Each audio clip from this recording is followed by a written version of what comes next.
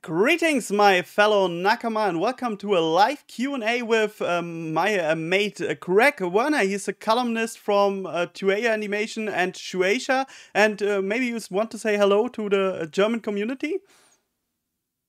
All right. Hello, German community. I would say something in broken German, but that would just be insulting myself and probably everyone. So I hope it's a good day whenever you're seeing this. At what time of day, I'm not sure, but I hope you're enjoying it. Feel free to speak broken German because I speak broken English now, so I guess that's not that problem. Your English is better than mine.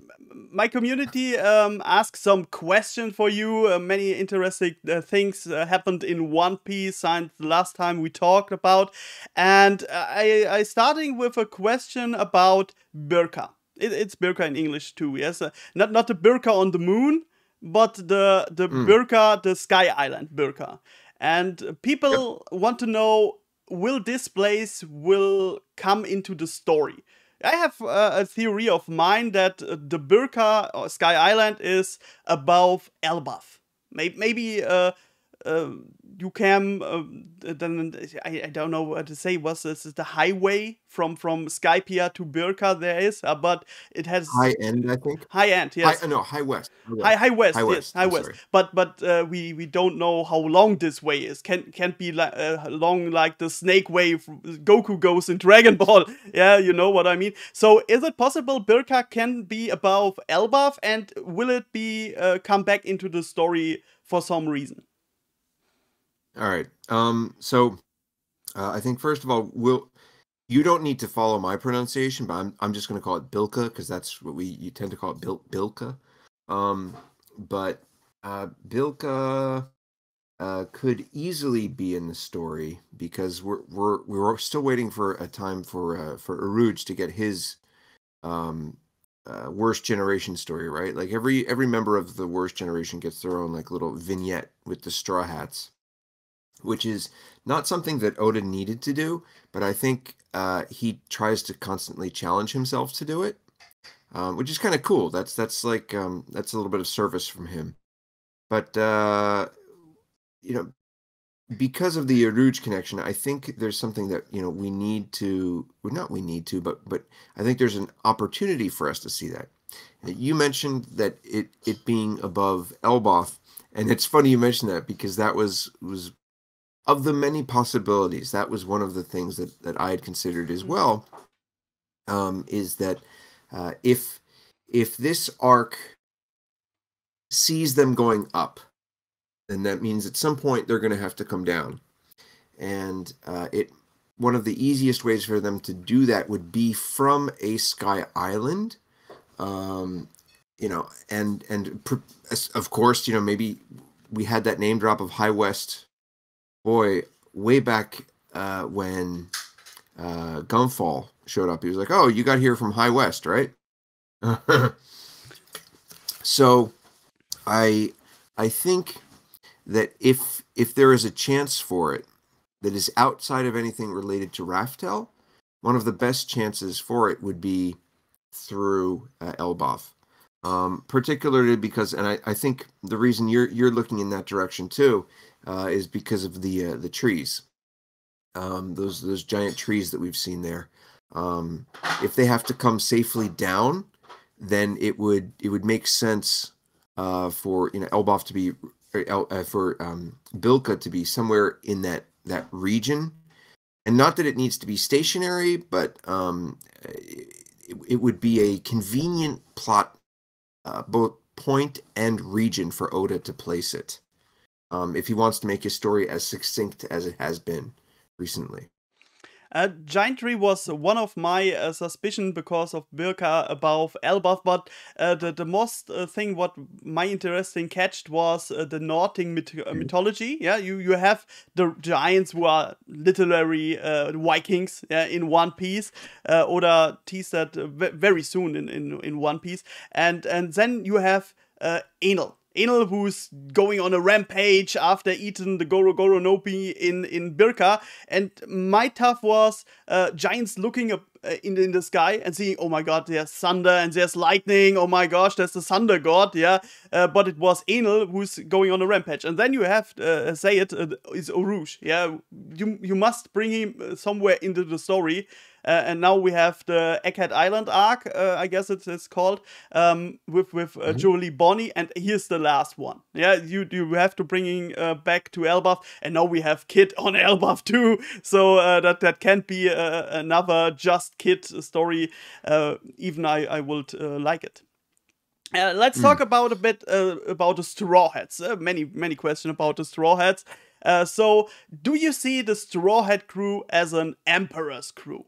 We have different meaning in the manga. Like Rob Lucci was calling, he's not an emperor for me, not for me. That not that clown. And then we have other Cypherpole agents or Navy Marines who said, "Hey, we have to be careful. That's an emperor crew now." So what is your maybe personal opinion about that, or what do you see? Is it Emperor crew now? Where was the? I know he said it. I'm just wondering, was it in the most recent chapter where he said where Rob Lucci mentioned the I don't accept him. I guess it was chapter 1071. It have to be so because Stasi is it that's how not to pronounce. I always say Stasi. Stasi said, "Hey, come on, you don't want to hear the Navy." Okay, how would I say it? The Navy. So you do your own thing, and he said, "No, he's not an emperor for me." So that's what he said. But okay, here it is. I found it. I'm just looking at my jump. Yeah. So yeah, Lucy is. And he says, Mugiwara o yonko to mitomete inai.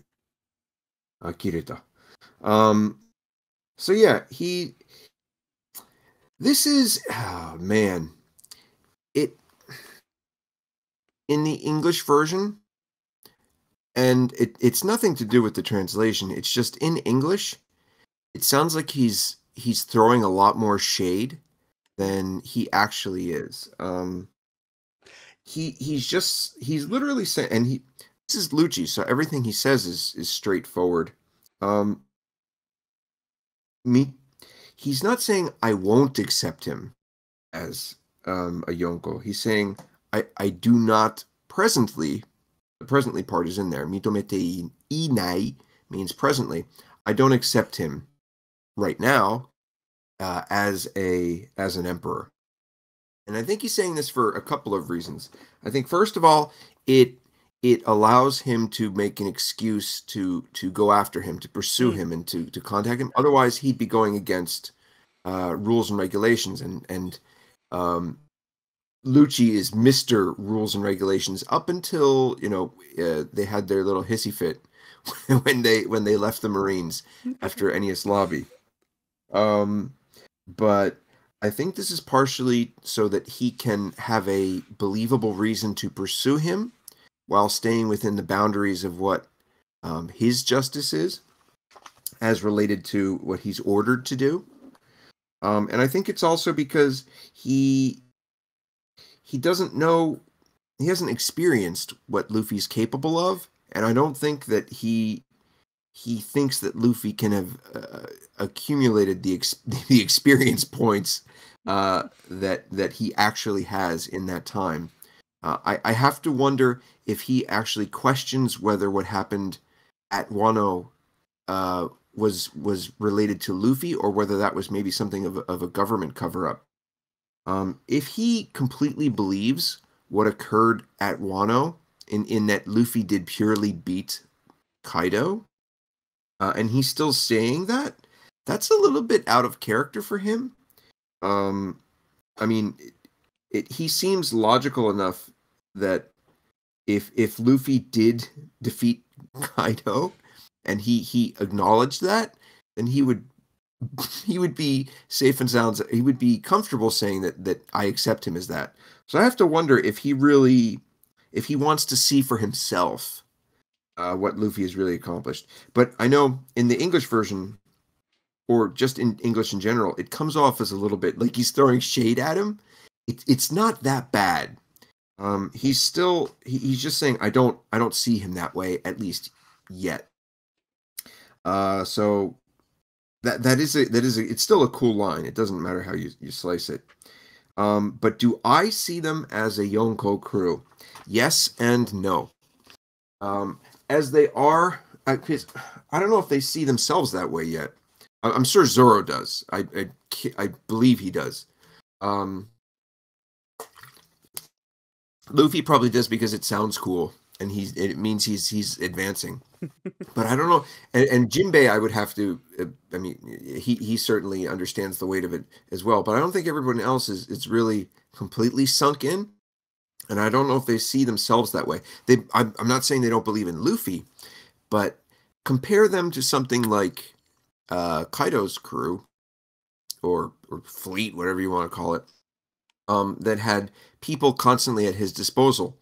Now we have the Grand Fleet for the Straw Hats, and that's where yes, I do see them as a Emperor crew, because they have that base, they have the numbers, they're all there.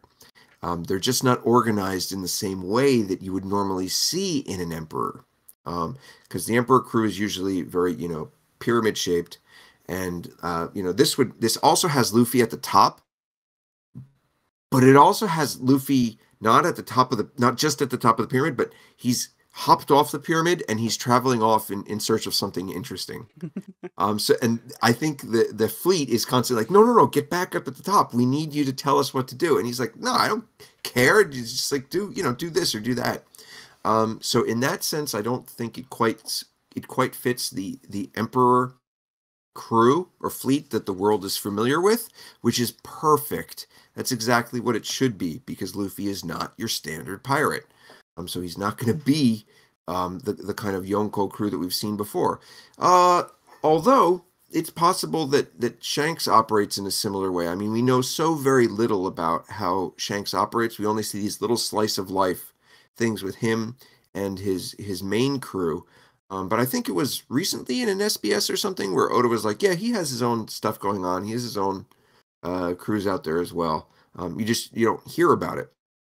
Whereas Luffy is actively like, you guys do whatever you want to do. If you want to call me, captain of the fleet, then go for it. I'm not going to drink your sake with you. So yes, that's why I do see them. They have the numbers. They have the form is there. But I think Luffy just wants to be doing what he's doing with his central crew, and doing that kind of thing that might be new for a Emperor crew, or at the very least, it's just similar to Shanks. Yeah, I guess the big point is we have that Yonko like Kaido. Yeah, he has his, I would say, his castle, like Wano Kuni is his castle. You have to go to Wano Kuni to beat Kaido. You have to go to the Toadlands to beat Big Mom. That was her castle, and we have Hashinozu with Blackbeard, his castle. But Ruffy don't have this. Ruffy is still the ongoing pirate. He's going on sail to the next island, and other Yonko doesn't do this. But I think I miss something like Fishman Island do turn down the Jolly Roger of Big Mom pirates and his the pirate Jolly Roger of Straw Hats. I miss this scene. Like many people miss the scene of Zoro goes to the grave of Ryoma. And we're coming to the next question now, right? And it was recently in the anime, because that's, I think, that the question came up. First of all, Zoro's eye. It's a question many people ask. What happened in the time skip? Did he really lose an eye? I know Oda said in the art book of Kenshin that he think about Zoro lose an eye. And that's why it happened in Kenshin or something like that. But some people think about he has some straight superpowers behind his eye, super Kenbone Shoku or something like that, or the Asura demon. What do you think? Zoro's eye and his connection to the Shimotsuki clan. I know we already have the answer about from Oda in SBS, like Kosoboru. But we have all this connection, like he is a lookalike to Oshimaru, and Oshimaru is a lookalike to Ryoma, and we already know Zoro was looking maybe created after Ryoma in One Piece. But now we get also the information Ryoma also lose the eye, and he was a one-eyed swordman. So what about this eye? What are you thinking about?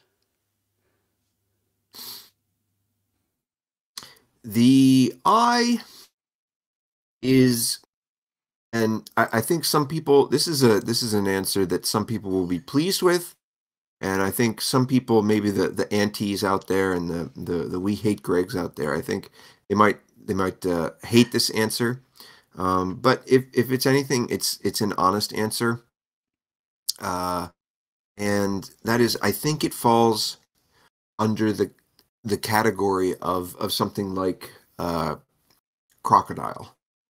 Now, I don't think it's as bad as crocodile. I think that Oda realizes that the fans are interested in what this is and what happened, and I think that there is a better chance of him addressing this than other things. But what I mean by it's a crocodile is whatever crocodile's quote unquote secret was, whatever it may have been, be it he was a she or whatever.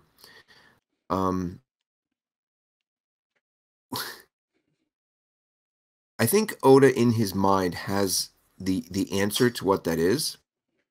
And at the same time, he sees many fan theories out there, and when some of them are closer or maybe even exactly on the mark, it becomes uninteresting to him. And I think that's when he maybe drifts more away from addressing something like that in the manga proper. I can't imagine that for all eternity in the many forms that One Piece will take after the series is complete, I can't imagine that it would remain unanswered forever. But it's one of those things that it doesn't really matter whether he answers it or not for the overall story. It is an important detail that we as fans are wild about. He understands that, and he's weaponizing that by leaving it open-ended. Some of these things he can leave open-ended forever, and they become great fan discussions, and those fan discussions will never end. Whereas other times he can, on a whim, address them in the manga and definitively tell us what the answer is. The crocodile thing, I don't know. I don't know. That is something that I come back to many times, and is actually something that I discussed directly recently with the team, and it's still, like even the manager, like, I wonder, just those kind of answers, and it makes you think that he does have an idea, but I don't know if he'll ever address it, just because of maybe some fans are close to what he had in his mind, and if he does that it's not as interesting to him, and then B, it's more, it will make, in the long run, fans more willing to connect with the series and analyze the series over long term if he just leaves it open-ended. Yeah. So about the eye specifically, I talked a lot about crocodile, but about the eye, in my personal view, I think it's too important for him to not address. I mean, it's not that he needs to. We don't need to know about an eye. It's like, remember on Lost, the TV series Lost, it was like, we want to know all about Jack. And we're like, why does he have a 5 tattoo? And the answer why he has a 5 tattoo is because Matthew Fox has a 5 tattoo on his arm, and that's why Jack has a 5 tattoo. And then when we try to look for the answer, then we get some of the episodes that are telling us information that is actually maybe a little bit jumping the shark, or it's spinning its wheels. So do we really need to know, well, is it part of the story? If it's part of the story, if it's connected to his 2 years and what happened in his interactions with Mihawk and how those interactions will come into the future, then yes, I think he will answer that question. I think really the best way to do that would be in his final battle. If he has his flashback moment in that final battle, whatever it is and whomever it's with, that would be the ideal time to show us what that is. Does it necessarily need to be connected to his power or a power-up? Not necessarily. It could also be two things at one time. It could be a part of a power-up, but also not necessarily power-up, but how he's been holding himself back. I think a lot of people are expecting him, to open the eye, and he suddenly has those double circle eyes like a Mihawk eye. Sure. I mean that could happen. But I also wonder if it would be a joke, in that, we don't see a lot of scenes of just Zoro sleeping anymore, right? We don't see him on the deck like conked out. And I've been looking through the start of the series a lot recently, and we used to see that all the time. Part of that was to make sure that, keep his power in check. So if something crazy happened, he was just asleep, and that kind of explained it, why he couldn't help out. But also, it's not something that we see that much or that often. And I do wonder, is he just half asleep all the time? Is that how he maintains, being on top? If he can go into full REM, I think just recently in this past chapter, or two ago, maybe. I think maybe the most last recent chapter with Kaku. Yeah. Thank you. He was on board. And I think he can go into full sleep, but is that the thing? Is he just half sleeping all the time?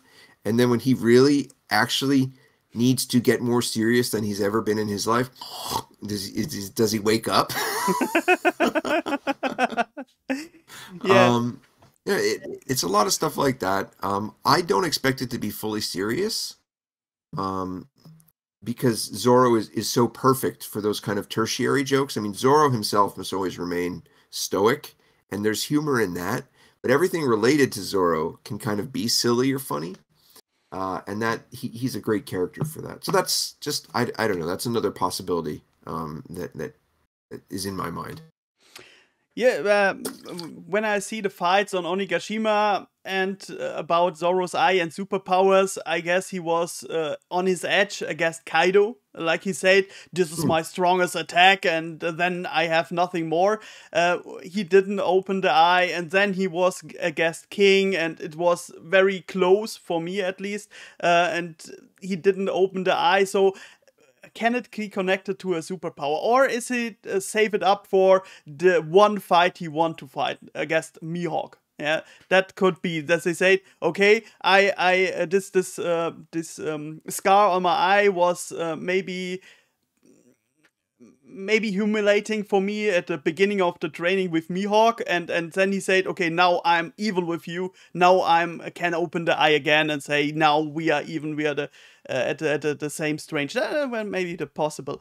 So let's go from Zoro to Sanji, and Sanji has a superpower of his own, Science Ani's Lobby. It's the fire on his leg. And that seems, for many people, it's not normal. Even for Queen, who said, no, normal human can't do that.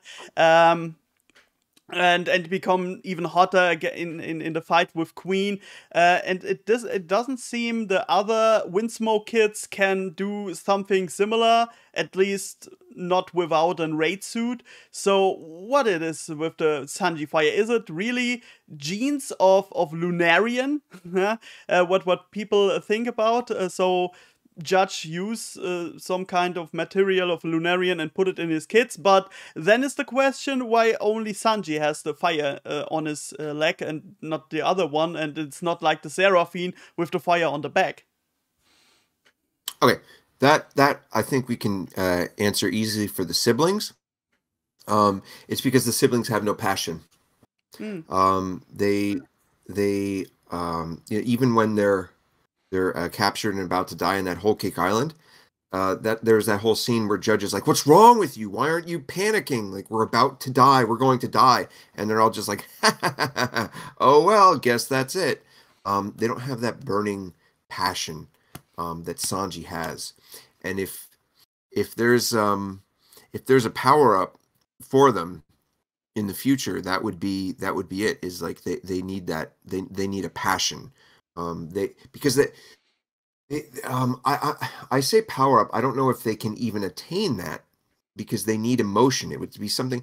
Well, also that's interesting because he unlocked through the raid suit some of his inherent abilities, right? That were being, yes, for whatever reason, suppressed or weren't expressed, etc., etc. It would be interesting to me if they had all of these superpowers, but they were able to later open up emotions. We've seen that sort of possible with Reiju, because Reiju has a mix of both, and that was super interesting. Also with her eyes, she has the two curly things with the eyes. I believe she's the only one who has two, right? If I'm remembering that correctly. I might be wrong on that. I haven't checked in a long time.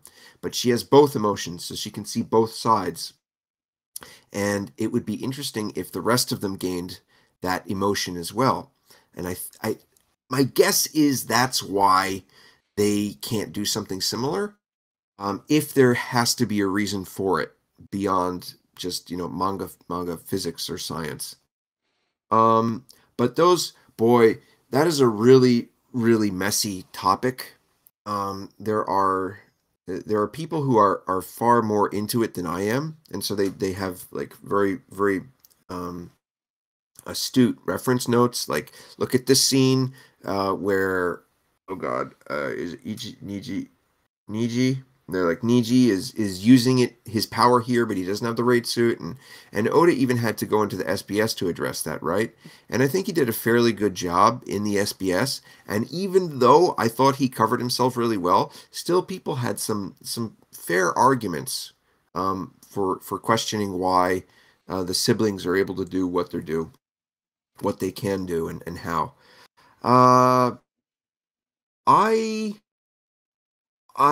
The first thing that came to mind, just because of the fire, was the Lunarian stuff, and that has always been there because of the, where is it? I forget where it is now.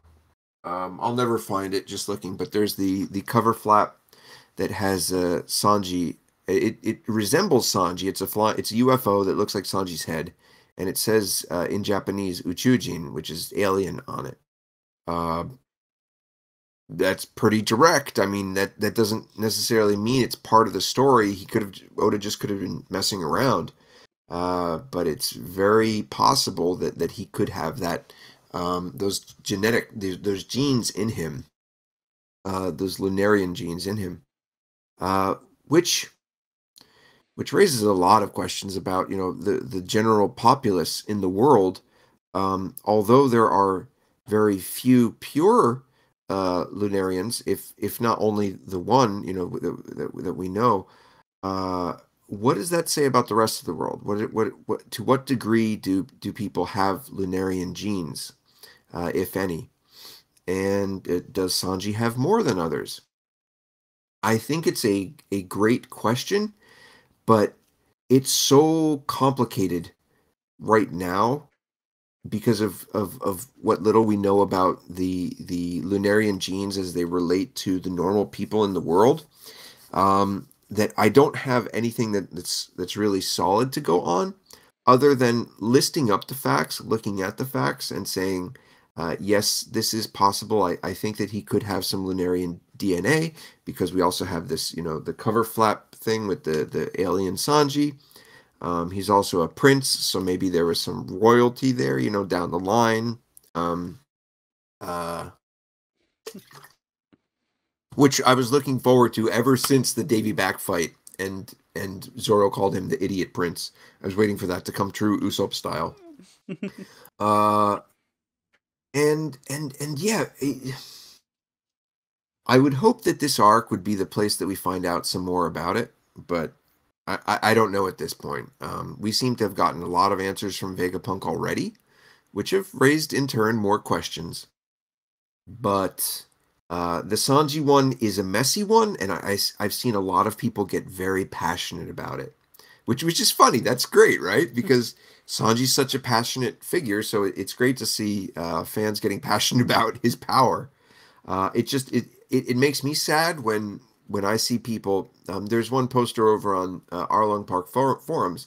I think he might, or they might actually be German, if I remember correctly. They're called Kishido, and they're fiercely dedicated to Sanji. They love Sanji, but because of this kind of ambiguity with the power, they're questioning their Sanji fandom. And I feel bad that has to be the reality for some Sanji fans. But this is another thing that this is not another thing. I think this is unlike the Eye, in that I think we'll get more answers for this as we move along, because it is the idea of fire in the body, and using it is so obviously so important. So that's, again, my long-winded answer. I hope some of that makes sense. Yeah, we have to look at about it. It was too close to the explanation of Queen, and you see it's talking about the fire on Sanji's leg, and then you see King and say, "Oh, this is the one with the fire on his back." People say, "Oh my God, that have to be connected at all." Let's talk about the rest of the Straw Hat crew, and there is one thing many people have a problem with or don't understand, just and that is the point of Haki. And not many characters in the Straw Hat crew have Haki. Yeah, at least it's Ruffy, it's Zoro, Sanji, Jinbei, of course, and it's Usopp with some kind of Kenbon Shoku. Yeah, but what is this with like Chopper? And Chopper become this fight against Queen, and Queen was making fun about him. It's like, do what you want, it's not hurting at all.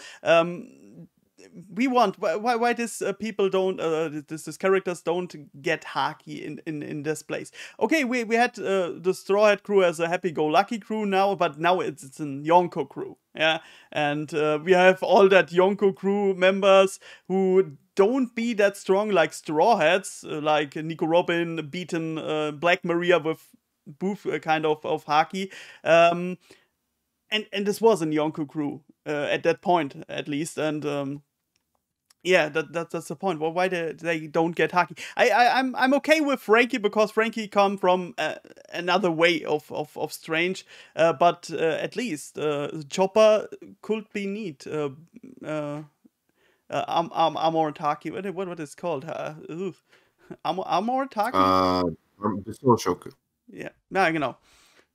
That's why. Yeah. That's why. What do you think? Why Oda don't give the Straw Hats Haki at all?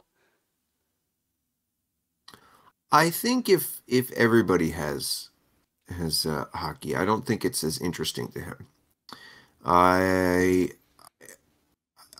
do think that at some point, most, if not all of them, will be able to get some form of it. But I think that has to come with some form of, I would say even that Nami is probably in line for it. Because there was a throwaway joke about her harming Luffy and them being like, did she just use Hollow Shoku or something like that? Something like that, right? When she was beating him up in the cage. I don't take that entirely as a joke. I mean, I know it was played for one, and I'm not saying that's a confirmation of Nami having Haki, but the difference between before that joke and excuse me, the difference between when that joke was told and before Wano was that Nami had never said her line about Luffy being the Pirate King. Hmm. And as its name suggests, ambition is haki, meaning literally meaning ambition, is suggesting that these characters they have a core, and this core will not waver. And our characters have had that for a long time. That has happened, but I think there's a difference between having it, holding it internally, and then stating it out loud, and stating that ambition to a person when your life is in danger. God, I'm just trying to think. Usopp has said it, and Usopp has haki. Zoro has said it, and Zoro obviously has haki. I think Sanji has said it, right? Like Luffy will be the Pirate King. I think he said it. Hmm? I can't confirm that, but I think he said it. I don't know that Chopper has said it. But Jinbei said it directly to Big Mom. Said, "Why I am afraid of a Yonko? I'm in the crew of the Pirate King." Yes, that's the point, maybe. Sure. So I think it, not necessarily that they need it. I'm not saying it's 1-to-1 that when they say it they're going to get it, but that is a possibility in that when they show someone, when they give up their own life for someone else, for Luffy, and they know what Luffy is going to do and they can say what he's going to do, that's ambitious. That is showing ambition. So maybe that has something to do with it. Maybe once Chopper, did he say it? Did he say it on Punk Hazard? He might have said it on Punk Hazard. I don't remember exactly. But to get to your point, why doesn't Chopper have it? This is interesting. Maybe it's because of kind of the policies that exist around Chopper. Chopper is tried to be maintained as a lot of people go the marketing route, like, oh, he's the mascot character, but it's not only that. Is Oda likes to have a character that is pure like Chopper, and he may not want him to be able to weaponize. He may not want to weaponize Chopper that way. I thought, we were going to have some great, action with Chopper, and I'm sure we will. I'm sure that's down the line. It definitely is. But since we've come to the new world, things with Chopper have been heavily tuned down, and I don't know if that was Oda kind of trying to reestablish what he had from the first half of the series up until Monster Point. If I had to place a bet, I think that's what it is. I think he's trying to get us used to the cute Chopper again, even though he can do Monster Point. Like he super nerfed Monster Point by making it A, controllable, and B, cute. Like that's still one of my least favorite choices that Oda made. That said, I think it's all being done for what Chopper will ultimately show us by the end of the series, and he'll surprise us again with some really great moves. But overall, Chopper he works very hard to make Chopper a not just cute, not just marketable, but something that fans of Chopper can connect to. And if he takes away too much from Chopper, if he makes him too much of a fighter at this point in the series, which again I think he will do by the end, but if he has him with that image for, let's say, these past 10 years in the series, I don't know if he can get the fans who enjoy that aspect of Chopper, who like the cuteness about him. I think he might feel like he's betraying them. Well, which is why he tries to keep one character with that kind of purity. Usopp also has purity, and Nami also has a purity about herself as well. I mean, there's some of the most human characters in the series. I mean, real human characters in the series, and even with Usopp, he's been taking great strides to make him little bit by little bit superhuman.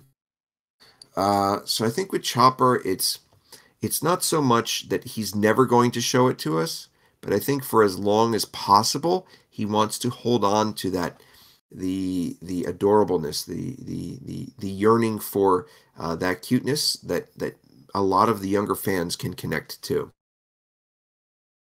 Yeah. Let's talk about another thing than Haki. It's the devil fruits, and we get many informations about devil fruits from Vegapunk. And the first question was, do you like the explanation of the devil fruit's origin? Is this what you can say? Oh, that's cool. For me, it's some kind of romantic way to explain devil fruits. But what do you think about? I don't know yet. I don't know. I think it's a clever way of giving an answer that is a non-answer. You know, we've learned that they're created, but what does he mean by, you know, they're created from the you know, the dreams of people? Is it literally like were these taken from what people wanted? Is it taken out of their minds and put into the fruits? Or were they able to manipulate? Is it more like physical? Like, no, they wanted to do this, so they coded things to be able to do this. You described it quite well. You said it's kind of a romantic kind of view of what people have a yearning for. I am satisfied with that explanation. And for me personally, I think a lot of people have really dug into it. Me, for the time being, that's fine for me. I didn't expect him to answer even that. I didn't expect him to get that close here.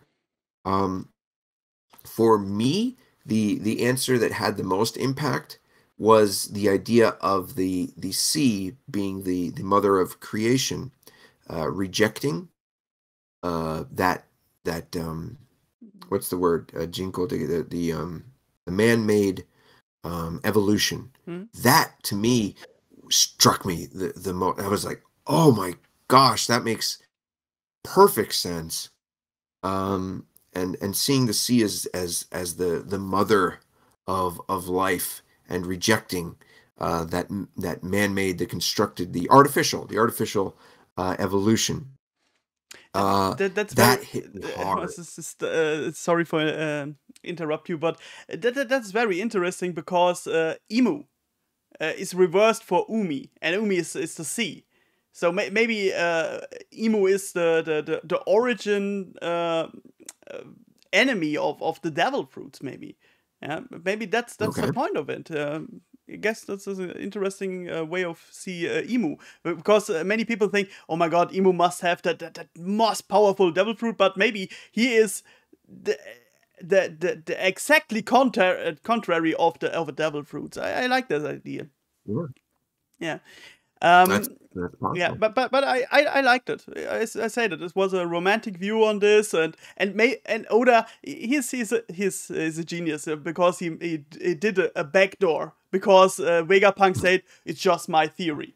It's just my theory, because Oda could say, yeah, Vegapunk was wrong. That is the name, and he is the tree of devil fruits. I like that. I like that. Yeah, it's like most people doing YouTube. That's the trick. Yeah, it's just a theory. Can't be, it can't not be. That's the point. But I guess the ambition and the dreams of people become devil fruits is maybe the way to awaken a devil fruit. And there's just my theory about the monster point of Chopper. And why he can control it now. Because I guess Monster Point was a forced awakening of the devil fruit of Hito no Mi. And he can't control it because Chopper never wanted to be the monster, because he was mobbed from the reindeers and from the people. Oh my god, go away, you're the monster. And Chopper wanted to be the monster for Ruffy. And after time skip, he can control the monster point because he wanted to be that monster for Ruffy, and now he has the control about the forced awakened devil fruit he has. That was my theory. And now we come to many other awakened devil fruits. Many questions now because the first Zoan awakened devil fruits. We had this guardians in Impel Down. Maybe they were forced by something about, and that is not the way you awaken the devil fruit normally. And now we have Rob Lucci. He has this cloud scarf is the word for it, the cloud scarf around his neck, like Rufy had it with the Nika, and that's the problem at all, because he had it already in Gear 4. And people think, or this is a popular theory, the cloud scarf is showing you the awakened devil fruit. That's why Yamato has awakened the devil fruit. What is okay for me, because her dream was to protect Wano, and the devil fruit is literally the guardian of Wano, so she becomes the guardian of Wano, and that's the point she awakened the devil fruit. But since she has eaten the devil fruit, yeah, Kaido think, oh, I have some cute handcuffs for you, take care of it. And she has not much possibility to use her devil fruit powers, maybe until the end on Onigashima, and Luffy removed it from her. So how can that be explained? She has awakened that devil fruit just to be even with the devil fruit, like Luffy, and we got it explained, was even with Nika, with the heart and the mind becoming Nika itself. And we have the other problem with Kaido, because Kaido hasn't the cloud scarf, and people think, Oda doesn't show us anything related to a awakened devil fruit power, but he was the strongest creature in the world. Why hasn't he awakened the devil fruit? Didn't he feel like a Sayuru? So what is your meaning of awakened devil fruit powers, and do you think Kaido has it awakened? Wow. My guess for Kaido would be that if I recall correctly, and I might be incorrect, but I thought there was a part where, didn't Kaido say at one point, and this could be completely incorrect, I thought, didn't he say something about losing control when he becomes a dragon, or letting the dragon take control, or letting the beast take over? I thought there was a line somewhere about, where letting the animal control you. I know there is the line specifically about the bloodlust, and we know that that's for carnivores that exists. But my question would be, is there a reason specifically, historically, why he doesn't... I could swear there was a line where he said something about that. He was like, yeah, I'd let it, control me or something like that. Maybe I'm wrong. But historically, is there a reason why he won't do it? And perhaps that comes back to God Valley. Or no, wait, was it when did he get it? Did he get it after God Valley or before? No, I forget where that was. As far as I know, he get it on God Valley from Big Mom to escape from God Valley. Yeah. I wonder if there's a reason, because of something that he did while awoken, that he refuses to do it. Because Kaido's a nasty guy. He's a villain. He's a nasty guy. But we know that there's more to Kaido than just I want to rule the world. He has been wronged. He has suffered because of it. He has been betrayed. And he is deeply, deeply scarred because of it. It's not, his scars aren't just from Oden and Zoro.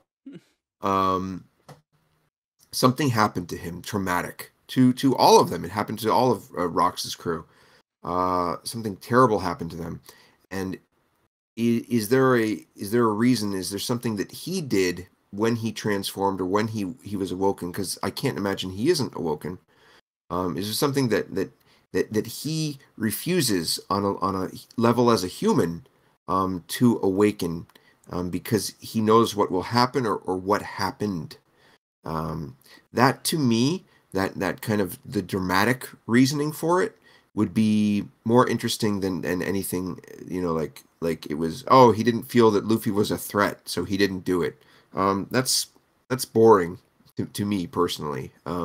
That's not a good enough explanation. Because we know that he's damaged goods, if we know that there's a reason that he won't do it because of that, I would find that interesting. As far as the, you know, this kind of thing, the cloud scarf. I don't know if that's, I mean, it's has, you know, very much Buddhist origin, right? And which goes back to, you know, Im's name, Mu could also be written as kanji, meaning who, or it is the hotoke. It means Buddha. It's the, you know, part of Buddhism. A lot of these come back to that imagery. Were these people, when they were making these fruits, were they thinking of literal gods? Because that's kind of the question right now, is Nika, Joy Boy, we don't, like, were they one in the same? Was there a person, Joy Boy, who took on the power of the sun god? Because the sun god specifically is Nika. But it doesn't necessarily say that the original Nika was Joy Boy. There's something of a, you know, there's something strange going on there. I mean, they could be. I have to paraphrase everything, right? Yes, they could be. But for now, we don't know that they were originally the same thing. It could have been someone who was Joy Boy or given the title Joy Boy who had the Nika fruit. You know, how far back does the concept, does the idea of Nika go back?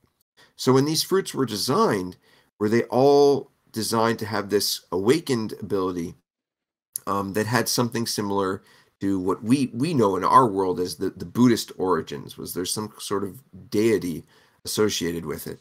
From awakens that we've seen so far, I don't think all of them have to have this I'm sorry, you know the name of it, I don't, but the cloud scarf. It's just cloud scarf. Yeah, I see cloud scarf. That's just a fan name for it, but it make it clear. Yeah. There's a theory about the cloud scarf of Kaido was the fire clouds holding up Onigashima, and that was he doesn't show it in the fight with Luffy because he has to use the cloud scarf otherwise. But that's just another theory, and that's even with the theory about the monster point is the forced awakened form of Chopper, and he hasn't the cloud scarf because it's just forced. It's not naturally he used this awakened form. But I guess it's an interesting topic at all. But I guess the most people can't maybe accept it because we have Doflamingo awakened devil fruit powers. We have Katakuri with the awakened devil fruit powers, and now we get even stronger characters, or maybe even stronger characters with Jack, Queen, and King, and Kaido and Big Mom as well. And we didn't see Big Mom has awakened powers, but maybe this kind of losing an entirely a year of her lifespan and push her up and getting a gear 2 of her. But yeah, that's the point of all, and that's the big question. Was Kaido and Big Mom has awakened devil fruit powers? But going with your idea of they have wounds from the Rocks Pirates, yeah. Big Mom also was a part of the Rocks Pirates, and even Whitebeard, and we never see Whitebeard hasn't. What was it stated? Whitebeard has awakened Gura Gura no Mi. Yeah, I don't think it was stated. Yeah. Maybe on a Viver card. I haven't read all the Viver cards, so I don't know, but yeah, I guess we shouldn't take devil fruit powers and awakened devil fruit powers that seriously because Kaido told it to us. Yeah, Yeah, devil fruit powers are okay, but you becoming the strongest with haki. Yeah, I guess that's the point. You can have the strongest devil fruit power with awakened powers, but there's this one guy with a massive, stronger haki, and he will ever beat you. Yeah, yeah. Maybe we have strong characters without haki, like Monkey D. Garb, Mihawk. But maybe Mihawk has a devil fruit. Yep. I don't know. We didn't see what S Hawk can do. Yeah, yeah. Maybe that's the point. Mihawk already has a devil fruit all the time. But going It's to the possible. going to the Rocks Pirates and the God Valley incident. The first question was Garb and Roger did them do it alone? Did they this two, best buddies, going to God Valley and beat the entirely Rocks Pirate? I don't know. It's a technical canon, but we know Roger and Silver's Rayleigh found that chest with Shanks inside, or was just for film red. I don't know exactly. I'm not sure. Yeah. I would say that's personally, I would say that's canon. Yeah, that's canon. I'm not going to say film red is canon. I'm not saying, but so that means Silver's Rayleigh was there on God Valley. I believe so. Yeah. Yeah. So it well, or yeah, okay. Wait, no, I should paraphrase that. It would seem that. Do we know? Are they leaving God Valley at that time? Because I forget about that. I have the volume on my desk over there, but do we know that they're leaving or arriving? I'm not sure. I don't remember. We just know God Valley vanished from the history at that point. And maybe it was the super power weapon of Emu we saw in chapter 1060. We have a question about that too. And they just destroyed God Valley and all have to flee from that island. That's why Big Mom gave Kaido the Unomi Sayuru, so he can fly away from the island, because Big Mom can already fly with, I don't know, she has Zeus back there, but maybe other choices, and I guess that's what was the point at the end of God Valley. So God Valley was destroyed like Lulusia Kingdom. Yeah. And that's the point. So okay, let's talk about Shiki, because Shiki was there also, part of the Rocks Pirate, and many people ask, do you think Shiki comes back to the story? We have this mysterious person. We have this mystery person on Egghead Island. Yeah, Vegapunk called and he said, "All right, I just awaiting your orders." Is Shiki come back in some point? Maybe he's this mysterious person on Egghead Island and said, "Oh yeah, I chilled for some years here now, but I own you one, Vegapunk, and now I help you out." Because I guess this mysterious person has strong enough to beat Rob Lucci and the Cypher Polar Zero and maybe the Seraphine. Okay. I'll just throw it out there that my idea is that, and I don't know why this person would be subservient to Vegapunk, but my inner shonen wishes that a member of the Rocks crew has been detained on Vegapunk's island for research. But what puts a hole in that theory is, if they were being detained or researched or whatever, like, then why would they be so helpful? Because I like to attack my own theories on things. But if I wanted to counterpoint that, my counterpoint to myself would be, what if they're enjoying their life there? What if they're less a prisoner than they're actually volunteering themselves to be researched, and they get a cushy lifestyle there. That's entirely possible, and that's within Oda's realm of like adding humor to the characters. So that's one thing I thought of. But is it Shiki? I would be massively surprised if Shiki ever came into the main story, the current main story, because we know that the chapter 0 probably occurred. We saw that, Higurashi I believe Higurashi was morphed into him at one point with the Mane Mane fruit. So obviously Higurashi was met with Shiki when Shiki was younger. But as far as Shiki coming into the main story, that would create so many problems that I can't see Oda doing that. I do not. I would be. It would be. It would be. He would be destroying many paths and canon material that he's worked very hard to create with that one character appearing.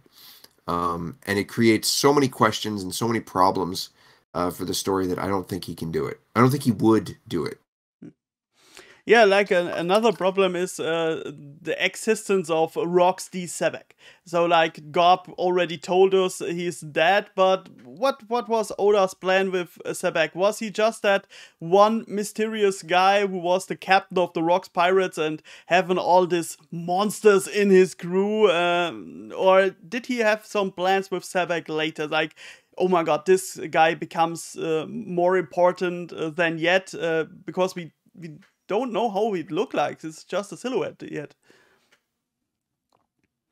Yeah, I would place a lot of money, and this I don't know anything about this. I'll be completely honest. And this is part of the reason I can talk about this freely is because I don't know anything about this.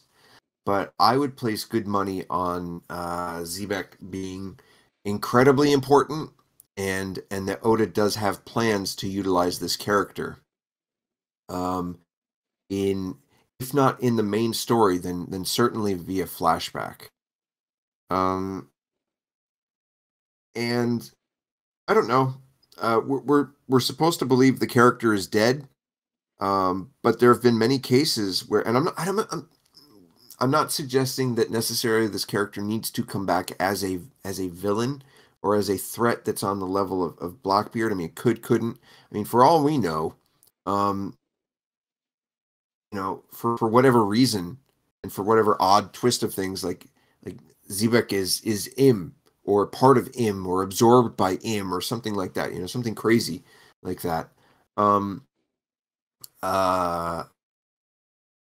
necessarily that I believe that that's the case, but I mean, those kind of twists are completely possible. So when characters say that, he's dead or they believe there are different ways of, like, maybe the person that Xebec was is dead, or maybe the body is dead but the mind is alive, those kind of things. So there really are so many possibilities that you could come up with for the why and where of Xebec. And this is one thing, there are a couple things where I say, like, I don't know if Oda has that idea fully planned out. No, for whatever Xebec is, I do believe that he has everything planned out in fine detail. Because when he was talking about, there is that, this is a Jump Festa comment from many years ago. I don't have them all memorized anymore. There's been so many. He talked about the lurking power, the power that's lurking. And I do believe he was talking about, Xebec. And that doesn't necessarily mean that Xebec is alive as we knew it. But he could also be referring to the collective crew of Xebec, whatever that lurking power is. And of course it could mean Im. I mean, I do think, and this is why I'm saying, like, what if Xebec is Im or part of Im or something? There are so many different ways you can take that, and that to me is what's really fun, is the ambiguity of how Oda presents everything, even down to the devil fruits that we were talking about earlier.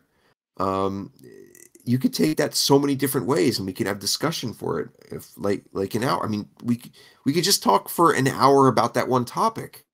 But that to me is really the heart of why Oda makes the decisions that he does, and he doesn't answer the things that he does, like we were talking about the eye and the crocodile. And I think as long as the community doesn't eat itself, and we all understand that we're a part of something that's really wonderful and joyful, I think he makes the correct decision because he allows us to have these kind of conversations that can be fun and go on for a very long time. I think maybe Twitter is not the best example of where to have those conversations, looking around and seeing some of the comments that go on. But I mean, you and me talking like this, the comments that your fans send in and the sharing of theories is really, it's a beautiful thing. And I like the fact that Oda has that, maybe it's optimism in his heart, that he likes to present his facts with ambiguity, and he likes to sometimes leave them out there for us to discuss on our own. Yeah, I'm okay when he's just a lurking legend out there. The rock pirate.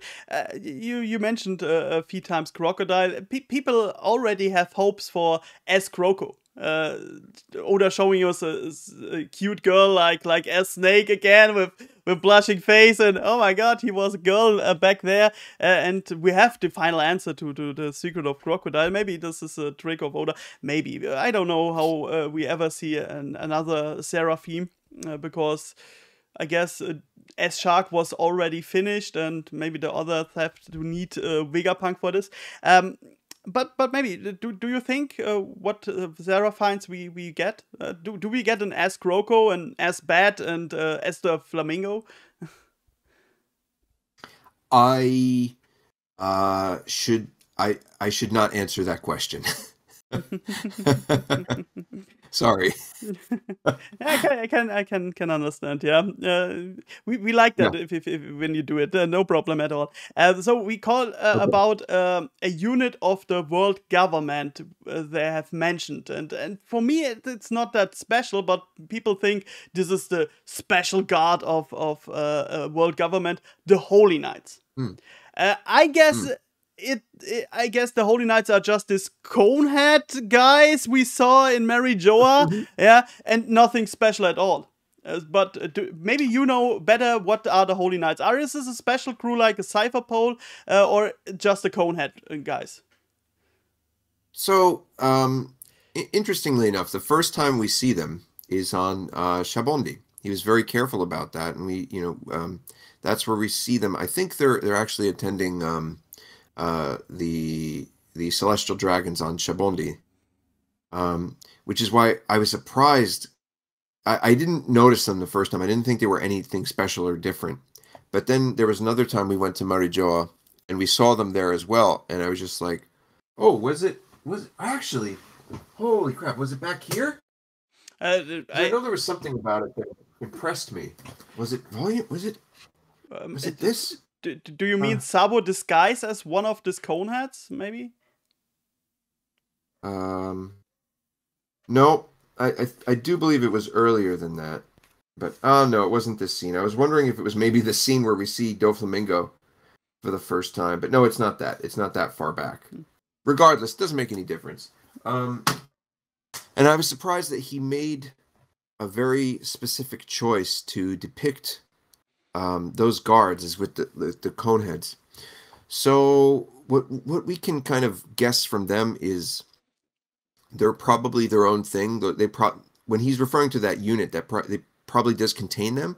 But what's important is that we don't know anything about them, so he can completely make up, crazy characters to be their superiors, to be like the captains and the I don't know, the commanders of those units, and they can be crazy, like former Marines, like a former Marine hero that we didn't hear anything about.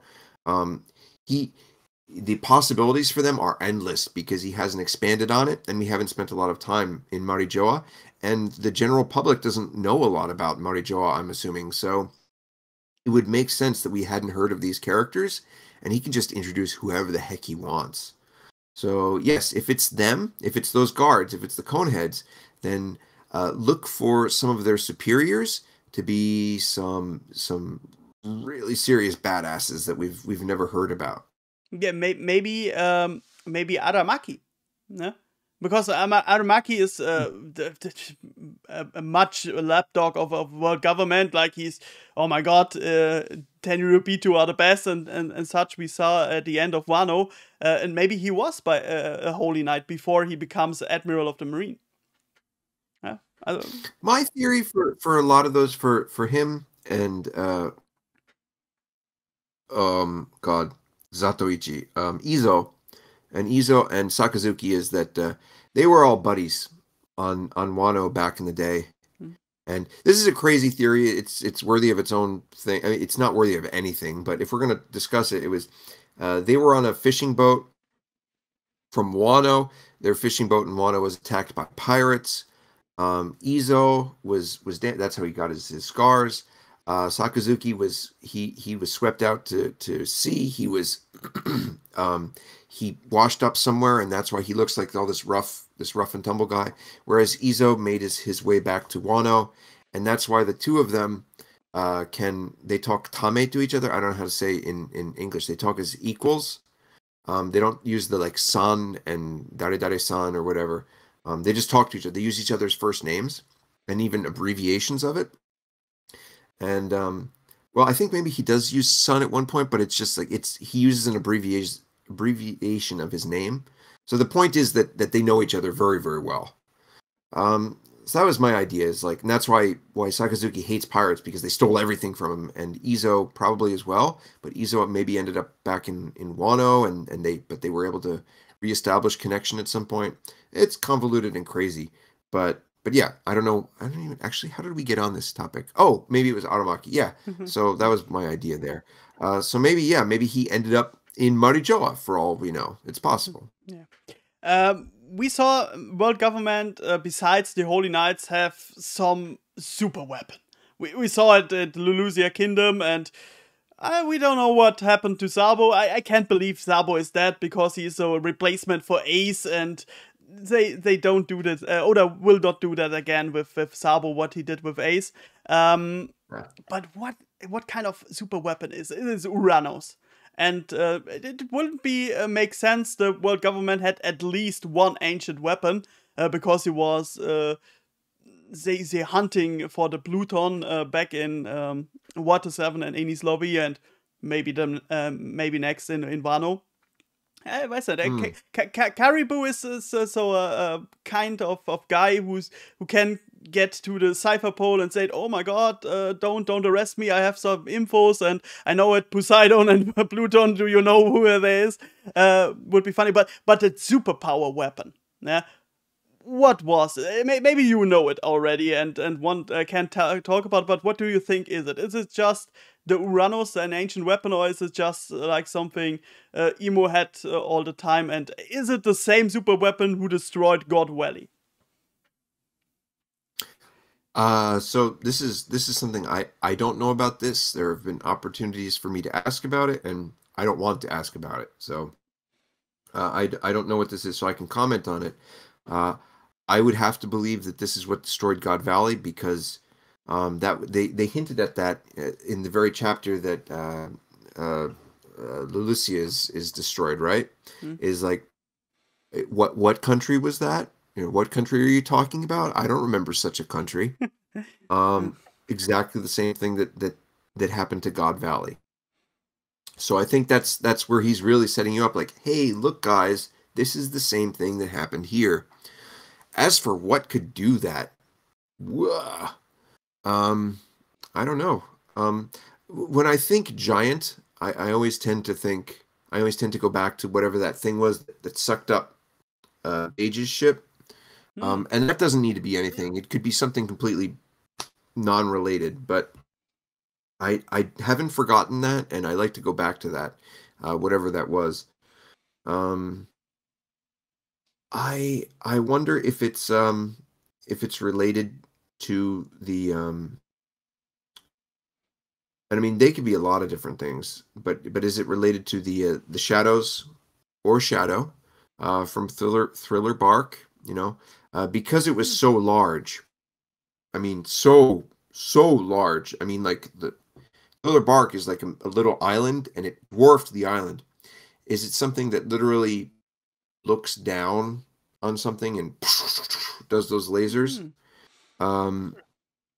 That's one possibility. Of course, many people who know me know that I've long believed that that's actually an elephant like Zunisha, and it's Yeah. the legs from the back like this.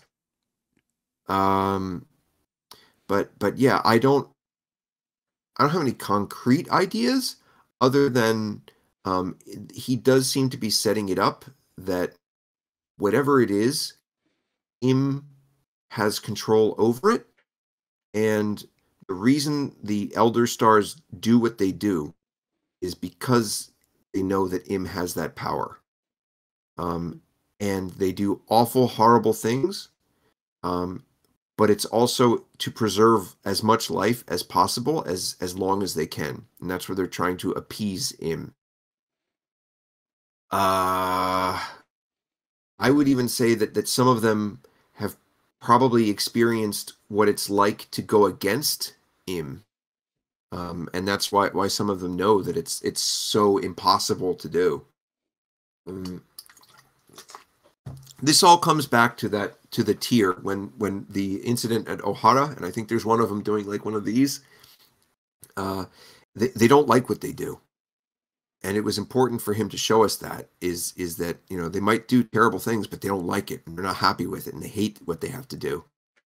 But yes, that's why I think whatever that power is, it's something that Im has say over, whether it's Im itself. Maybe even I don't know. This is crazy, and it's also there were several shadows, so it needs to be taken with a grain of salt. But like, what if that was Im? What if that was improper? That the shadow. I don't know. Maybe multiple devil fruits. You can go all crazy with the ultimate powers, right? With the ultimate end boss characters. I mean, Blackbeard, for goodness sake, has multiple powers. Yeah. So why not Im as well? But yeah, those are kind of my unfiltered thoughts. Okay. Just to speed this a little bit up, we will make some short question and some personal question at the end. So something about Wano. Kosoki clan, and we know Sukiyaki was it doing the Sandai Kitetsu. And so the people think the Kitetsu clan is the Kozuki clan, or is this not just real? Okay, I think I wrote an article about this some time ago, and you're gonna have to help me remember this.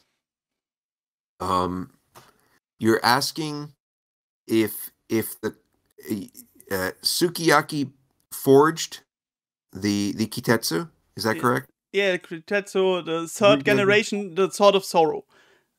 Yeah, and yes, and so he's the and so Kosuki is the Kitetsu clan. It's the same clan. That's the point, because he said my answer forged the Nidai Kitetsu to Ruffy.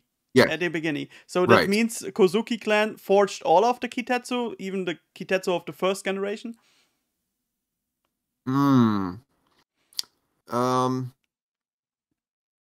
Okay.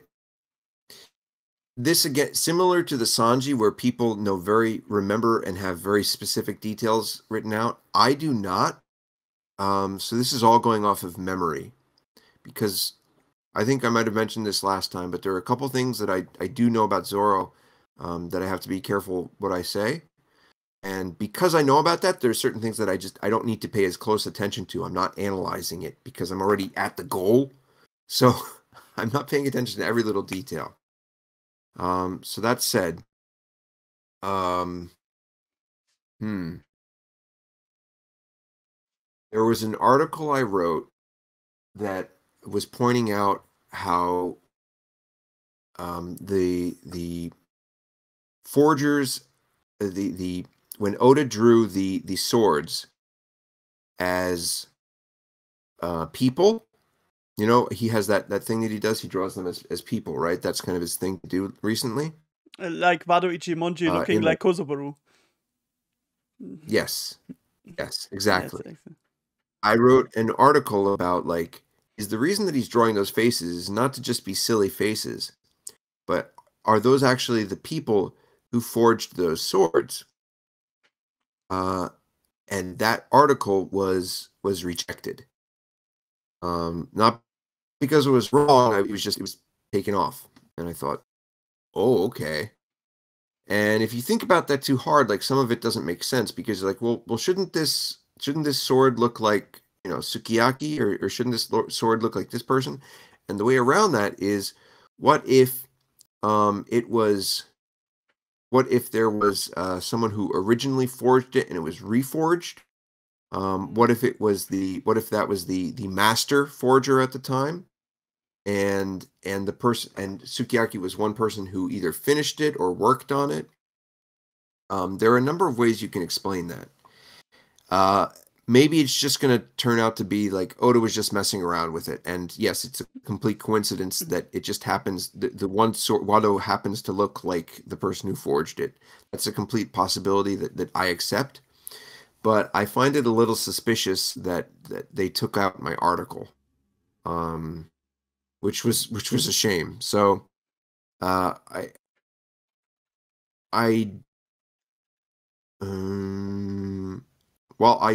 do believe that it is important to look at who Zoro is related to.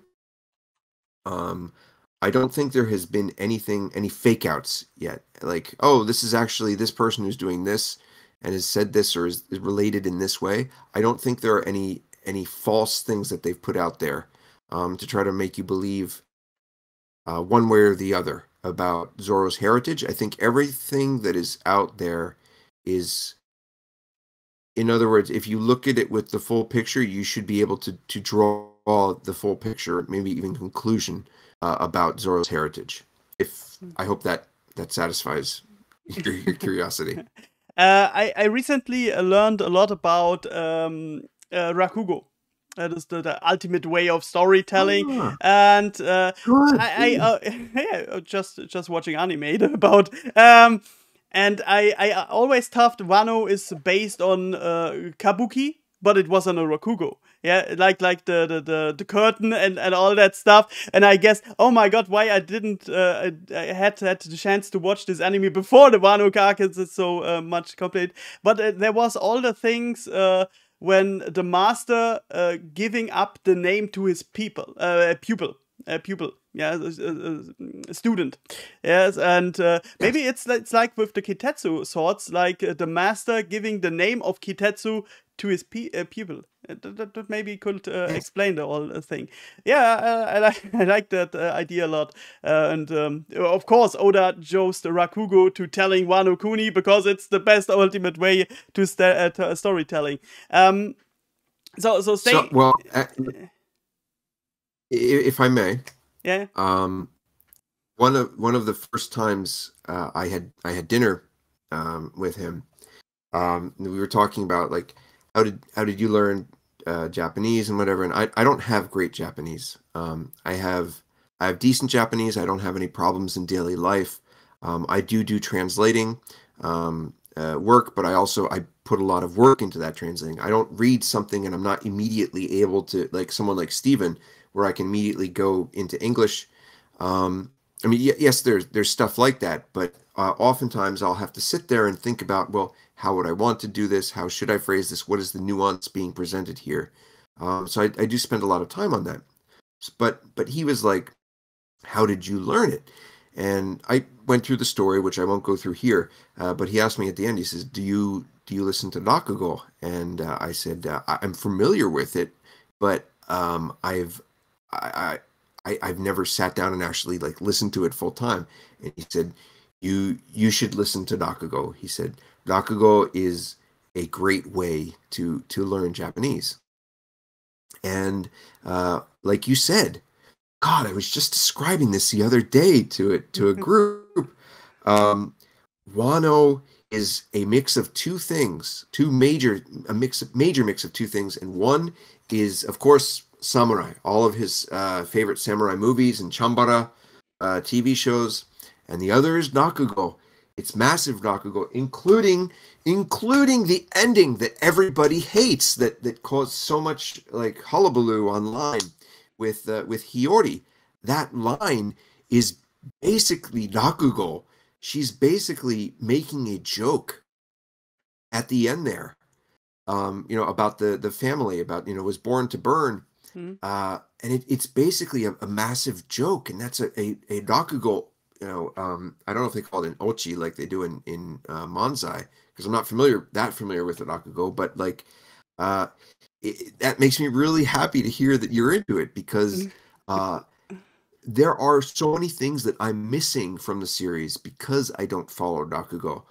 Probably if you follow like Kamiki on Kamiki One Piece Kun, he probably has a lot to say on that, and he's much more knowledgeable about that than me. But I mean, there's even that character that Oda draws at the end, right? The dude who, like, you can tell that he's drawing him special because he looked like somebody, right? I don't know who he looks like. I haven't looked into it. I'm sure people have found out. But like, there's a dude who's just like, his face looks like he's supposed to look like somebody. And I bet you anything that's a Rakugo performer. Yeah, it's hard to get in the Rakugo. But like I said, I watched the anime. Maybe you saw it. It's My Master Has No Tail, like with a little tanuki want to becoming a human, and there's a becoming a Rakugo to trick the humans because the tanuki tricks doesn't work anymore. But I like the show. Yeah, it was much of childcare and such. But back to Wano at this. Just maybe a quick question about Doc Hiroluk. Yeah, was it Hiroluk? Okay. The father figure of Chopper. And he said he was in a country where he see the sakura petals. Was it Wano Kuni? Yeah. Do you think it was Wano Kuni? I would have to believe that it was Wano Kuni. Yes. For many years, I've hoped that's what it would be. Ever since we learned about Wano, that a Wano exists, and we had the scene of Whitebeard and Roger, Okazuki. That's where I've long hoped that it was. Yeah, which begs the question, like, wow, that dude has seen a lot of the world. Like, what former crew was he a part of, huh? If he was a crew, huh? So, yes, very astute. Yeah, I do believe that it was Wano. That's cool. So, all about Wano Kuni. Do you what is your opinion about Wano Kuni? Because it was very, very long, over 4 years in our time. And do you think there will be an arc that long again? Yes. Yes. Oh. Yeah. Yeah. What would I say? Okay, and now I have to ask: do you think Elbaf, or is it the big war at the end, or is it the Love Tale arc? What do you think? The big one. The war. The war. Yeah. Yeah. The war, because there's no other way to portray it. I do believe that we'll have a few more years of searching around and going around and tying up everything, and Elbaf will lead directly into the war, and that the war will take. I do believe the war will take that long. Yeah. Okay, that's nice. And Kid mentioned a person at the end of Wano Kuni, or was it Killer? Kid and Killer mentioned a person. We have to go to the person with the burn scar. And who do you think is the man with the burn scar? I thought that maybe it's Crocus because he had some burn scar on his arm, but now he's in Elbaf, and many people believe it's Jaguar di Sol.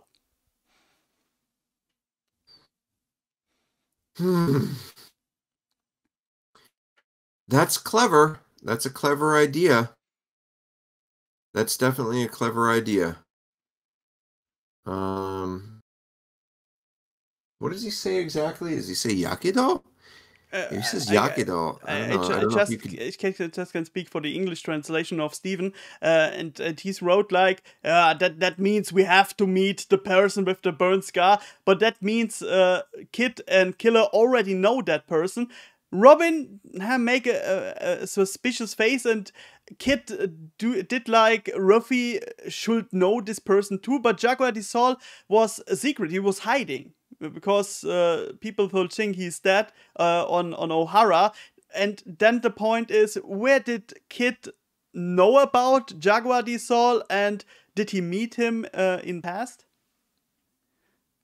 That's what I'm wondering about, because what is I'd like to know I'd like to check what the Japanese says, because I thought it mentioned something specifically about fire and burned. In which case, I mean, yakido, you can have a yakido from like ice, from dry ice and Mm? stuff. So if that's what he's doing there, then clever. But yakido, was it yakido, or I don't know. But if it was yakido, I think that's a possibility that it could be Saul. Yeah. That's definitely a possibility. But like, yeah, like you said, like there's a couple things there. I don't, yakido. For me, when I first read it, I was just like, oh, I wonder if this is a new character that he's trying to build some mystery about. So like when we see him, it's for the first time, or maybe it's for all we know, maybe it's Scoppers, right? We all hope it's Scopper, but we also hope the mysterious person Vegapunk called is also Scopper. It's always Scopper. Scopper is It's always Scopper. I guess Oda have to bring Scopper Gaban in the story. He can't avoid that. He can't avoid that. At some Always point, comes back. he must pop up and say something like, "Oh, great, you found One Piece. I'm Gaban. I'm just here on that." Yeah. To come to an end, some personal question of you. What is your favorite movie? People want to know, and not just anime or the One Piece related. Do you have one favorite movie? Yeah, yes, I do. I have a favorite movie. Um, and this is gonna sound super weeby of me, but my favorite movie is Kikujiro no Natsu, which I think in English at least it's just called Kikujiro, but it's a Beat Takeshi movie, and it's if you watch that one movie, you'll basically know what it's like to live in Japan. It's like having a Japanese course. It's like having a course on Japanese life in a movie. Yeah. Um, every time I watch it, it's a story. To put it simply, for anybody who doesn't know what I'm talking about, it's the story of a boy who is on summer vacation, and he's kind of a lonely boy. He's not um, withdrawn necessarily. He's not purposely withdrawn. It's just he has friends, but all of his friends go away for the summer. He's left doing nothing. He lives with his grandmother. He finds a photo album that has a picture of his mom, and he leaves home. He leaves home to go on a quest to find his mom. Immediately after leaving, he gets like shaken down by local like punks, little punks. They shake him down for money, and he gets rescued and by a lady, by a like a kind of bellmare kind of lady, and she hears his plight that he wants to go like find his mom, and she tasks her husband, who is a failed yakuza. We don't know the full story of it, but he's failed, and she tasks him, and that's Beat Takeshi, and she tasks him with accompanying the boy to find his mother. So it's the quest to find his mother during summer vacation, and it is an amazing movie. I cry every time, I laugh every time. Uh, it, there's Japanese mythology, there's Japanese silliness, there's real life. I mean, there's stuff that it happens to you on a daily basis, that's in that movie. Um, I at one point I made it a point to like visit certain area, like parts of the country where they filmed and where they did this and that, and I took some pictures there. Um, but yeah, that is without a doubt my favorite movie of all time. Yeah, it sounds very interesting. I'm a big fan of slice of life anime and childcare anime, so it could be an anime like you told about it. Mm. Maybe it comes one day. Maybe. Uh, what is your favorite character design post time skip in One Piece? Yeah.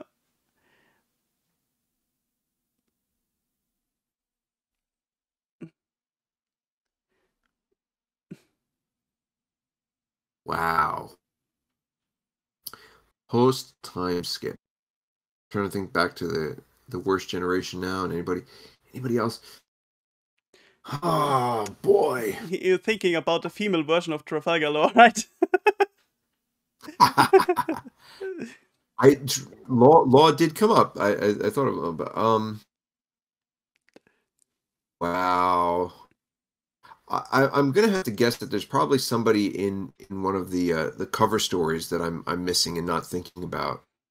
So let me just keep it simple and try to keep it. Oh, maybe, I don't know.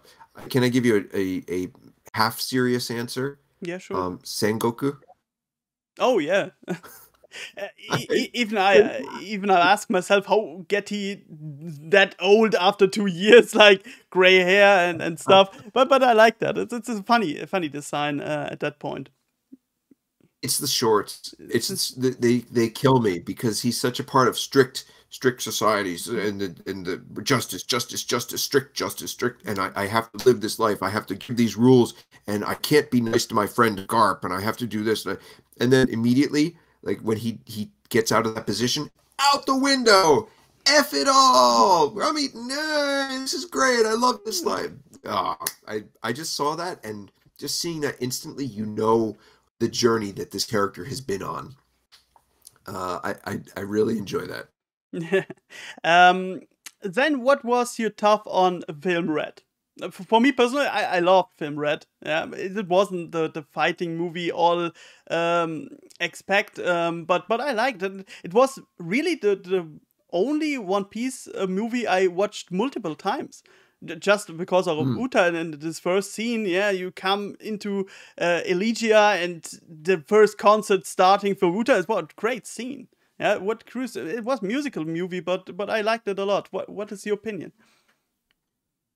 So I'll try to keep this short, but I saw it at the premiere in Tokyo, and I went into it largely ignorant. I hadn't seen many previews. I saw a couple previews, but I didn't go out of my way to see any. And I knew very little about the story going into it. So from start to finish, it was a complete surprise, a wonderful surprise. I had the feeling that Uta was going to be the villain from quite early on, from the early promotional material, and from the phrase that they used in the poster, which was it was like "Ne Luffy Kaizoku Yameneo" or something like that. Like, "Hey Luffy, stop! Why don't you stop being a pirate?" And it was just like, "Ooh, that's not going to go over well with Luffy." So like they were always drawing her like really cute and trying to be this, and I was like, I don't buy it. I think she's the villain. So I kind of had an idea to that end. And you look at Oda's notes, and Oda's very clear about like she's not the villain. She has a form of purity and desire that is twisted, but it's also twisted because she's lived this sheltered life. But she is not the villain. And I agree. I think he did a good job portraying that. Our villain, the other thing he kind of cheaps out is by giving us a villain that's just like labeled like like the top music is this thing of destruction, and it's just like, okay, all right, so no real like human being character gets any blame here, and that's always a little bit of a cop out. But he went through a lot of hoops to make sure that she can get out of it with I don't like what you did, but I understand why you did what you did, and it's largely because you're ignorant of the world and how it works.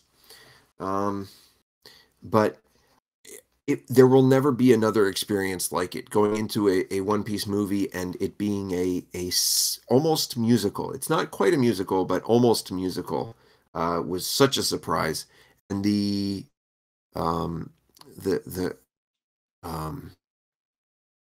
payoff in the end.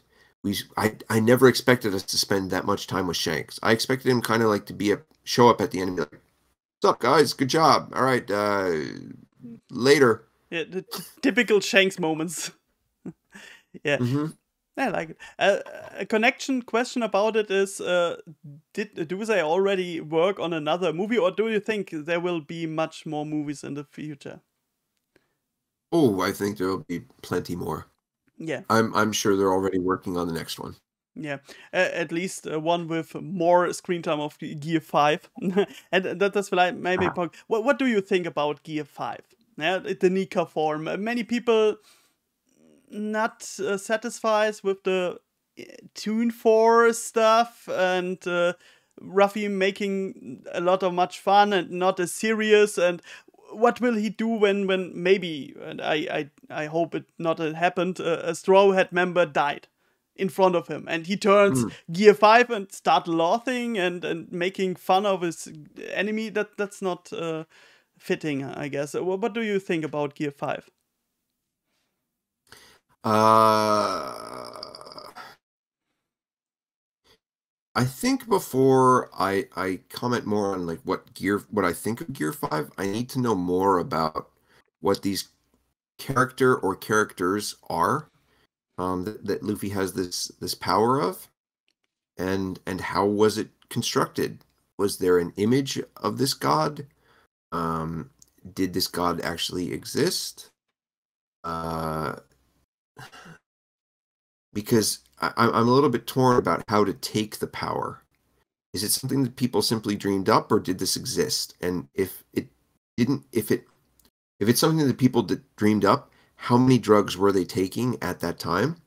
um, but overall, I mean, if you just say, Greg, do you like Gear 5? Yes, I like Gear 5. I think it is fun. I think if you're asking a question about, like, what if somebody dies from the crew, like, can he be laughing and use that ability? Well, I think that's the point of Gear 5 is that he is dependable enough to not let anybody die, to not let that happen. And perhaps that's why we had this kind of apology from Joy Boy in the form of the poneglyphs, because maybe Joy Boy had this attitude, and it did not work out very well for a group of people like the fish people, and he let them down because of it. But in the end, I mean, what does it all come down to? Roger laughed, right? Roger laughed. So that's what he wants to leave us with for the series, and I think that's also why he has such a strict policy about laughing.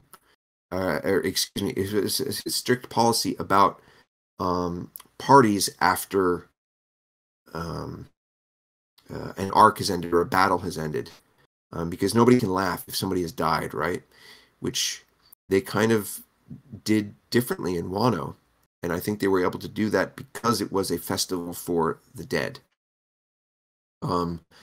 I expected a lot more things to happen. I expected, like, some of those characters to kind of live stream appear, because it was a festival for the dead, and there were so many thoughts being aimed in that direction, in the direction of Yomi, the land of the dead.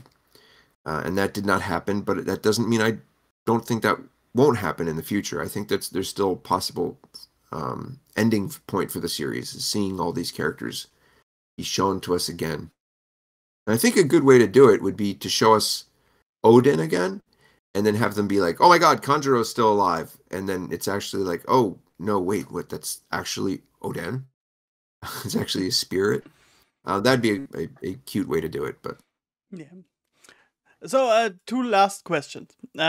First, the One Piece anime. I don't know if you watch every episode, but many people are not satisfied with the anime because the animation and stuff. So you have this one episode who is nice to look, and you see Phil Red, who is obviously nice animated, but then you have this this is episodes like a Dia show and nothing much happened, or it's wieder a conclusion of the last 5 episodes. What is your meaning? If you don't want to talk about this because of Toei animation, it's okay, but what is your opinion? In my opinion, it would be better to do it season-like, like they did with My Hero Academia or such. Would a better idea, but I guess that's will not be happen. One Piece is unfortunately too big and too massive to be able to change how it operates, because the costs would be, I think, far too much. And they'd be losing too much money if they stopped advertising each week. It's a victim of its own success, really. Okay. A lot of Sakuga people out there hate me because I'm very honest about how I feel, and this is why the internet is always weird to me. People are like, "Oh, you can't trust Greg because he'll only say good things about the series," and then at the same time they're like, "Shut up, Greg! Don't talk bad stuff about the anime." And it's like, what? Okay, whatever. I have nothing but the utmost respect for the people on the animation team, for the animators themselves, for the writers, the art directors. I have actually some really rare stuff. I was able to be friendly with one of the top art guys for the series. He takes care of like all of the art settings for the series, and he kind of monitors that. Is Yoshike, is Mr. Yoshike-san. He is a very cool dude, and he gave me some of his personal art that's like never been released for the series, and he gets these cool things, like he gets maps and things of locations before anybody else, so that he can see where the character movements are going, and it's very cool. But all of these people are awesome people, and they love the series so much. So anything that I say negative, it's not about them. It's always about the money behind it and the people who are making the decisions that drive, unfortunately, their work. And it's I don't watch the anime that much. I haven't seen. I just caught a couple episodes. I sped through some of the Black Maria stuff on Netflix. But I wish and I dream that it could be exactly as you described. I wish that it could be seasonal. Yeah. Because or at very least it could go back to having months-long filler between arcs and stuff. But that can't happen also because the story has gotten so complex that they really can't do that. To which the answer is then, well then why don't they do the cover stories? Excuse me, they can't do the cover stories because the cover stories take us away from Luffy, and historically, whenever they leave Luffy to do something else, those episodes don't get as many viewers. So it's a rock and a hard place, and the powers that be are not willing to take any risks to try something new or different. Oda has he's made declarations to put effort into the anime, and I think he's been very pleased with that. There are some episodes that are just like, whoa, like this looks like movie quality, or it is movie quality, and maybe in some cases maybe even better than some of the One Piece movies. But and then, like you said, you get those very stiff, awkward episodes, or episodes where even if they look good, we're wasting a lot of time or not dealing with something. It all makes sense when you see what they're trying to work with, but everything would be so much better if it could be done in seasons, and that's unfortunate. Yeah, and that brings us to the last question, and that's a personal question. And besides One Piece, we all know One Piece. You say that it's too big, and it's always the star in Shonen Jump, and but at the end, maybe in 5 years, maybe in 10 years, One Piece is end. It's at the end. And people ask, what do you think is the next big shonen? Besides Jujutsu Kaisen and Boku no Hero Academia, is they going to end this year or maybe next year? What do you think? What is for you the next big shonen? For myself, I'm a big fan of Chainsaw Man. Yeah, especially part 2 with Asamitaka. I don't know if you read them. But what is for you the next big shonen where you think that had potential? This could be the next One Piece, maybe. All right.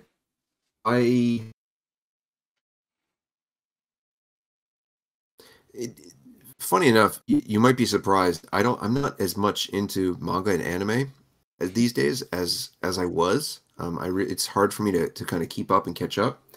Part of that is because I have a lot of One Piece work, and the other part of that is I have a lot of, not currently, but I do a lot of Dai no Daiboken work as well, because I translate that for the U.S. publisher, and so a lot of my great amount of my time is spent on One Piece and manga.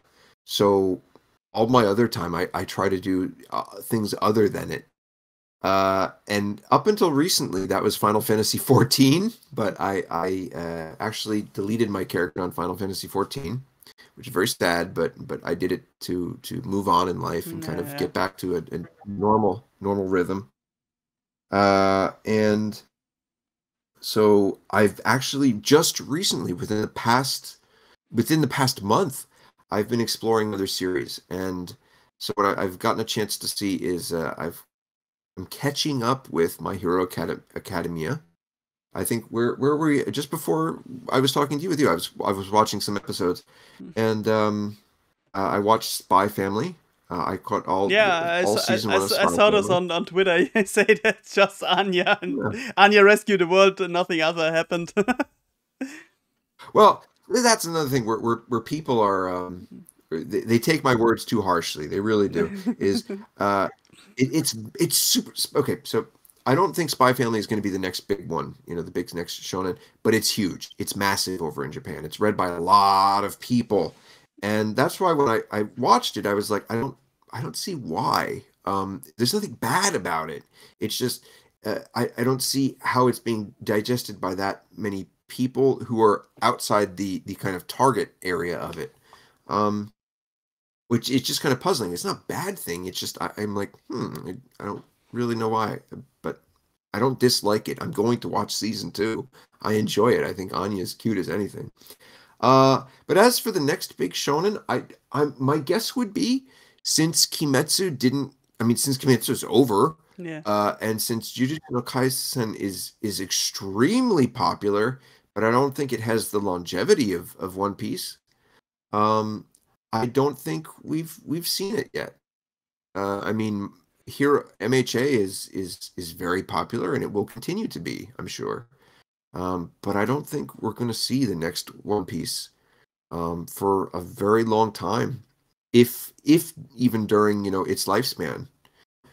I certainly hope Shueisha hopes that we see the next One Piece like tomorrow. But if I had to keep an eye on an author, it would be, I don't know, and this is wishful thinking on my part, but just because of their art style and how talented they are, and how the experience that they have in working, and the success that they're seeing right now is, let's see, who is the author? It's Shibata Sensei, but I can't remember his first name. He's currently doing the Adventure of Dai prequel series in V-Jump. Oh, why don't I just pull out my V-Jump? Shibata.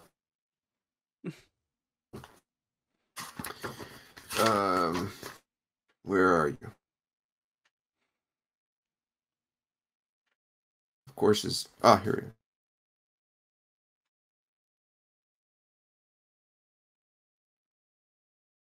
Masaku, I forget his name, and that's terrible of me. But Shibata Sensei, he had, I think, one or two series, and he had 2 series in Jumps. I think he tried one and it didn't work out. It was like Zipper Man or something, and the other one was Yoakemono, and that was the one where it was the Shinsengumi, but they were all like werewolves and were things like were snakes and stuff. And that ran for 3 volumes. Actually, I'm hidden in that. There's a scene where I'm hidden. You can tell me because I'm wearing the chopper hat. His art style rocks. I love his art style, and he's a former assistant of Oda. That's public information, so that's okay. He has a great art style that's almost like a fusion of Kubo and the Hero Academia, Horikoshi Sensei. It's almost like those 2 styles fused together. and he does amazing color work. So right now he's preoccupied with the Die prequel, and he has great success. But I do hope that he's able to return to Jump someday, and he gets a story that's just killer. A lot of his stories are a little bit too maybe mature for Jump, and I think that's why they haven't found that much success. But his art style is there. Maybe he can pair with someone who will do a story that that can really hit off. But if either he comes up with a story that hits that core appeal, or if he gets paired with someone who can write that story, it's going to be massive around the world, because his art just has that look that people like about manga. Yeah, I don't know. Spy Family is a favorite of mine. I love it when MangaPlus do a new chapter. It's not that regularly like One Piece. It's 2-3 weeks, and I think it has really strong arcs. You will love it in season 2. I can promise. Cool. But after this arcs, you have these mini stories, slice of life things, and you think you can't take the people, don't interest much in Anya doing school stuff or stuff. They want stories about Twilight and his past and such, and something action happens and stuff. But Spy Family has this. It's not that like One Piece you have these arcs, so you have this big arc, and it's 1-2 chapters doing slice of life stuff, and yeah, that's maybe the problem I do is. And I recently read noch Kaiju number 8. It's called Monster number 8 in things. I guess that could be very, very, very fun. But I hope we see the next One Piece like Shueisha, and maybe My Hero Academia turns out to be some like Boruto to Naruto, because you have this much characters and much male and female characters, and making a time skip of 50 years and showing me the son or daughter of Deku and Oshaku and stuff like that could be interesting, because I guess the world of My Hero Academia had the big potential to go on after that.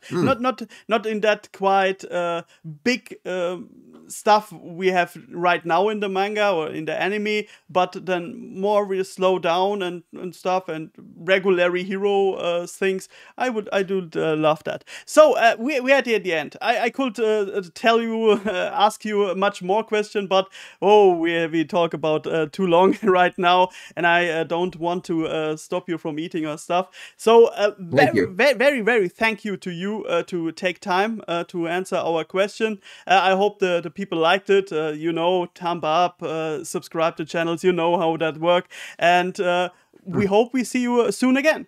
Yeah, with a new question. Oh, what a relief! I thought you were going to ask me about the live action.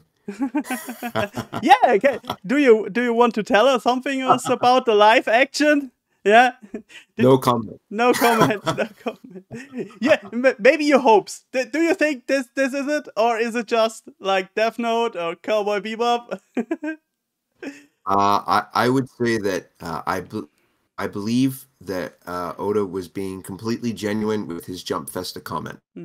Yeah. Good. Then we are at the end. We wish you a good meal and a good night now, and thank you. We will see you soon. Goodbye, Greg. All right. Yeah, and goodbye to you guys. Ciao, ciao.